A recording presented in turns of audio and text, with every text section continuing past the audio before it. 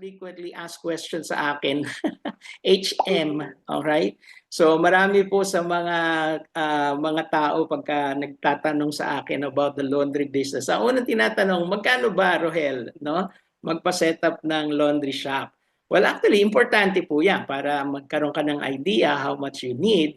However, there are other important questions na dapat tinatanong natin. Unang-una, profitable ba itong laundry business?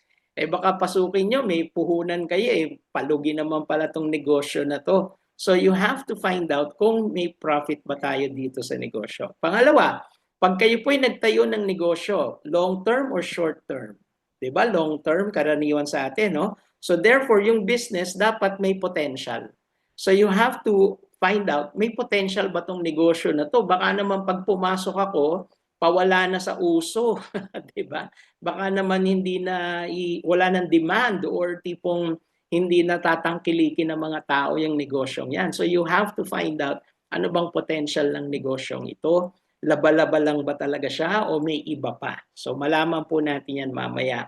And finally, tanungin niyo kung bakit niyo gusto. Kasi yung mga iba po, kaya pumapasok sa laundry business dahil nakikiuso lang. Nakikigaya lang at nakita lang po nila na malakas yung ibang laundry shop. Abas, gawin din natin. Mukhang malakas yung negosyo na yan. No? Well, if that is your reason for getting into this business, ako na po magsabi sa inyo, mag-isip muna kayo mabuti. Okay?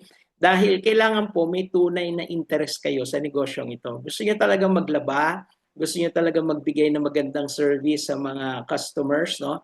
Dapat may ganun po kayong feeling, no? Or mission ba? Or vision about your business. Kasi pag hindi po, sabihin ko na sa inyo, araw-araw ang dami pong problema sa laundry, ha? Sa operation, sa customer, sa employee, sa supplier, sa makina, and so on and so forth. Napakarami pong problema.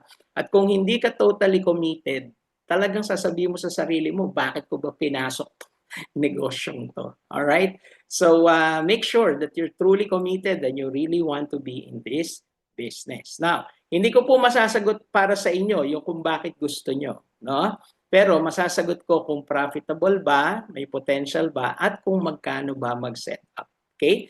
At para masagot po natin yan isa-isa, ang unang pag-uusapan po natin yung 8 big reasons to get into the laundry business. Dito papakita ko yung profitability ng ating negosyo, no? Pangalawa, yung offering more than wash, dry, fold services. Alam nyo, kailangan natin pag-usapan, hindi lang dapat wash, dry, fold ang i-offer nyo. You have to offer more services in your laundry shop nowadays. Why?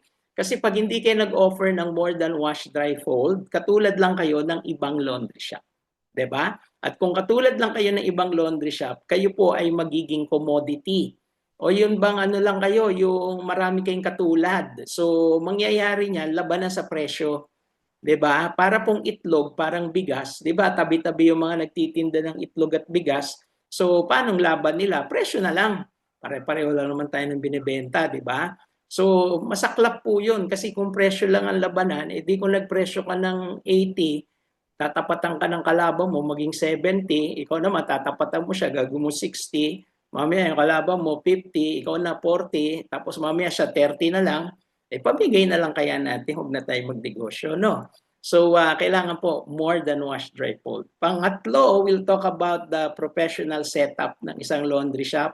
Paano ba talaga sineset up ang laundry shop, no? Kasi yung mga iba po, papasok sa negosyong ito, wala lang, kukuha lang sila ng karpintero dito, latero doon, plumber dito, electrician doon, bibili ng machine, okay na yun, di ba? Well, in reality, there's a professional way to design, to set up, and of course, to open your shop, no? Pag-usapan po natin lahat yan. And number 4, how much does it cost? What's the ROI period? Ito na po yung frequently asked question, HM.